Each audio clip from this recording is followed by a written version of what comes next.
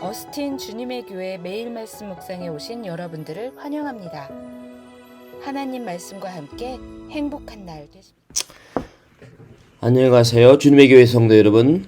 3월 4일 월요일 말씀 묵상 시작하겠습니다. 함께 묵상할 말씀은 시편 44편 26절입니다. 다 함께 읽겠습니다. 일어나 우리를 도우소서. 주의 인자하심으로 말미암아 우리를 구원하소서. 아멘. 어젯밤에는 야외 식당에서 저녁 식사를 픽업해서 집 앞 주차장 앞에서 타월을 깔고 가족이 함께 식사를 했습니다. 분위기가 맛이라는 말이 있듯이 분위기가 참 그 맛을 더해준 것 같습니다. 그리고 식사한 것을 정리하고 타겟에 가서 장을 보고 집으로 돌아왔습니다. 짐을 정리하고 막내 지호와 아내와 같이 계단에 앉아 잠시 이야기를 하게 되었습니다. 그러면서 이런 말을 저도 모르게 했습니다. 아쉽다. 난 지금 이렇게 행복한데 삶의 마지막을 지나면 이 행복을 잊을 텐데. 물론 주님을 뵐 수 있는 영원한 행복이 있다는 것을 너무나 잘 압니다. 그러나 그 순간 말은 잘 못하지만 공을 뻥뻥 차고 있는 지호를 보는 나의 마음. 아내와 눈을 마주치며 지호를 바라보는 그 감동이 아쉽다라는 말 할 만큼 감동적이었던 것은 분명합니다. 그러면서 아내와 이런 이야기를 했습니다. 당신과 내가 3년 데이트를 포함해서 대략 13년, 14년을 조금 넘게 함께하고 있다. 그간 우리 관계가 참 많이 쌓여 있다. 깊어졌다. 정이 참 많이 늘고 관계도 참 많이 깊어졌다. 참 좋다. 사실 저와 아내가 처음부터 이렇게 관계가 깊게 쌓였던 것은 아닙니다. 처음에는 서로의 다름으로 인해 자주 다투기도 하고 토라지기도 했고 더욱이 서로에게 상처를 주는 말과 행동도 했던 것 같습니다. 그러나 시간을 보내면서 관계가 쌓여져 왔던 것 같고 시간을 더 지내면서 지금의 돈독한 관계가 된 것 같습니다. 그리고 그 깊은 관계를 쌓을 수 있었던 가장 중요한 이유로 저는 서로를 향한 사랑의 확신이었다라고 저는 말할 수 있을 것 같습니다. 그리고 이 서로에 대한 사랑의 확신은 아주 뿌리 깊은 나무처럼 그렇게 깊은 관계에 뿌리를 내리게 해준 것 같습니다. 그리고 이 뿌리 깊은 우리의 관계는 살아오는 가운데 많은 부정적인 것들을 넘어서게 해줬고 서로를 더 이해하게 해주었고 서로를 더 아껴주게 해주었고 어려운 시간에 오히려 더욱 어려움으로 인해서 더욱 단단해지는 더욱더 깊어지는 관계가 된 것 같습니다. 그 결과 우리는 내일에 대한 희망이 있는 것 같아요.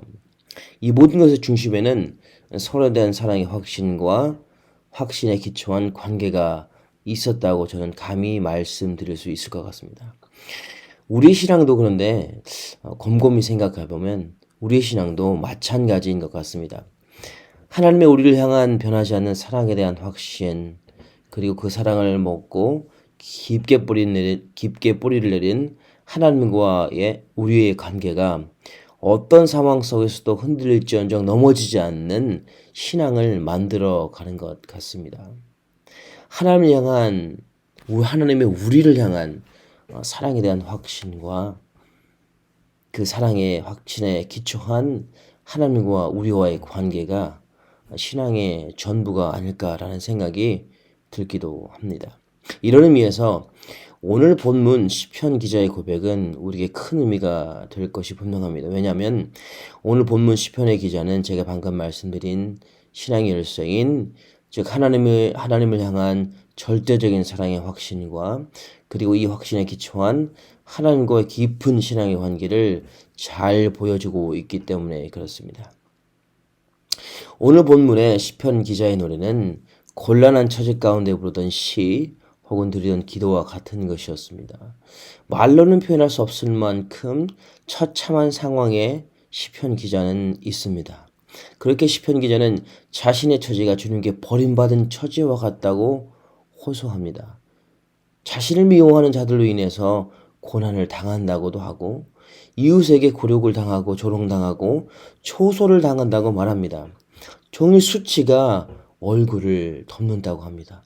자신의 인생 가운데 가장 치욕적이고 견디기 힘든 순간을 분명 시편 기자는 경험하고 있습니다.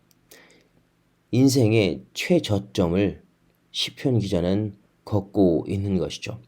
그래서 시편 기자는 하나님을 향한 신앙이 어쩌면 뿌리째 흔들려도 전혀 이상할 것이 없었습니다. 더욱이 하나님을 향한 신앙을 잠시 내려도 좋을 만큼 어려웠습니다. 삶이 절망스럽고 치욕스럽다고 저자는 하나님을 향해서 소리치고 있기 때문에 그렇습니다. 그렇기 때문에 어쩌면 신앙을 포기해도 누구 하나 나무라지 않을 만큼의 사망의 음침한 골짜기를 저자는 걷고 있었는지 모르겠습니다.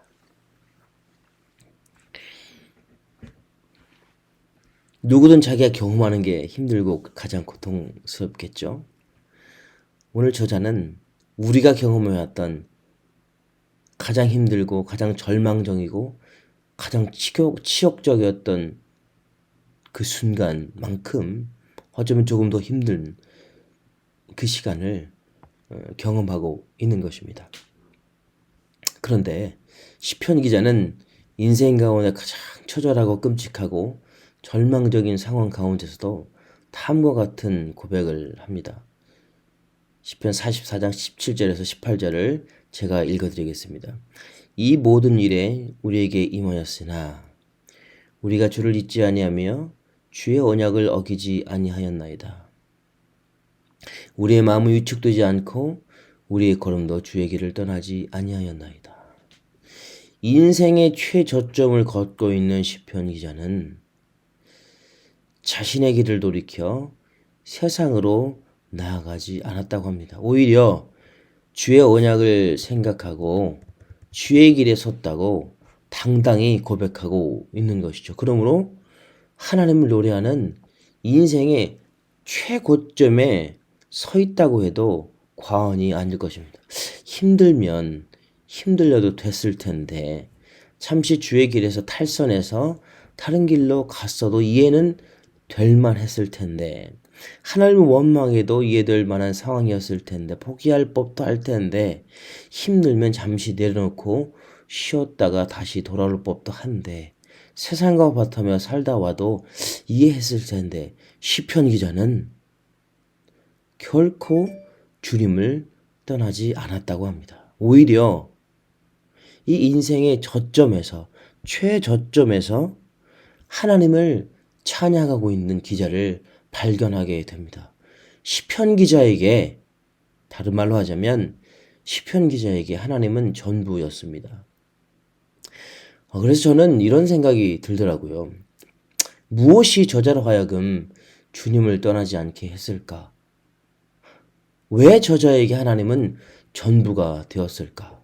아니, 우리는 어땠을까? 아니, 어땠었나? 우리가 주님을 믿고 지금까지 살아오면서 많은 어려움과 흔들림이 있었을 텐데 지금까지 신앙의 마라톤을 지속하는 이유가 무엇일까? 지금까지 했으니까 아까워서 달리는 그런 신앙의 마라톤일까? 남들이 가니까 나도 가는 그런 신앙의 마라톤이었을까? 할 것이 없어서 혹은 어떤 이유로 우리는 이렇게 힘들고 고난이 되는 신앙을 포기하지 않고 오늘도 여전히 이렇게 새벽에 나와 하나님을 예배하는 것인지 한 번쯤은 생각해 보았으면 좋겠습니다. 시편 기자의 대답을 들어보겠습니다. 44장 26절입니다. 일어나 우리를 도우소서 주의 인자하심으로 말미암아 우리를 구원하소서. 시편 기자는 인생의 가장 바닥을 치는 상황에서도 주님을 잊지 않고 주님이 원하시는 길에 설 수 있었던 이유를 하나님의 인자하심 즉 자신을 향한 하나님의 흔들림이 없는 절대적인 사랑이라고 말합니다. 그리고 이런 절대적인 사랑에 대한 순전한 신뢰가 있었기 때문에 인생의 최저점에서 최고점인 하나님을 찬양하는 하나님만을 오롯이 바라보고 하나님을 찬양하는 인생의 최고점을 살 수 있었다라고 말하고 있는 것이죠. 시편 기자에게는 자신의 문제보다 하나님의 자신에 대한 사랑의 확신이 더 중요했습니다. 자신의 고통보다 하나님의 자신에 대한 사랑의 확신이 더 강렬했습니다.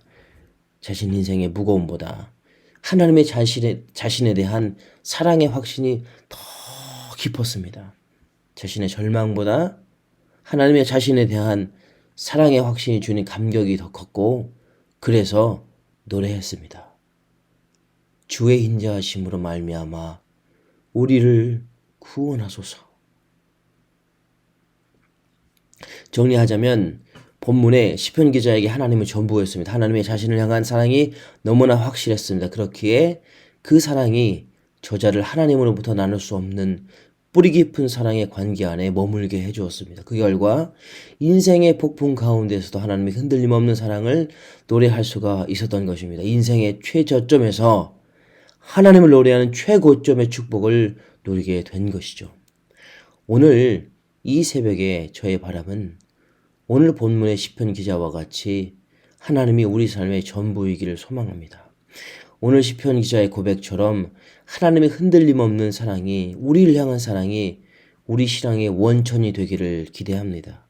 그래서 흔들림 없는 사랑을 먹고 우리 하나님과의 관계가 뿌리를 깊게 내렸으면 좋겠습니다. 그 결과 모든 상황 속에서도 오늘 시편 기자와 같이 하나님을 고백하며 주의 약속을 선포하며 주의 길에 서서 주님을 노래하는 우리가 되었으면 좋겠습니다. 로마서 8장 38절에서 39절은 다음과 같이 말합니다. 내가 확신하노니 사망이나 생명이나 천사들이나 권세자들이나 현재일이나 장래일이나 능력이나 높음이나 기품이나 다른 아무 피조물이라도 우리를 우리 주 예수 그리스도 안에 있는 하나님의 사랑에서 끊을 수 없으리라. 아멘. 인생의 최저점에 계십니까? 우리를 향해 노래하는 하나님의 변함없는, 결코 변하지 않는 우리를 향한 사랑을 기억하십시오. 그러므로 오늘 시편 기자처럼 하나님을 노래하는 우리 삶의 시편을 써내려가는 최고점의 인생을 사는 축복이 오늘 하루도 넘쳐나길 기대합니다.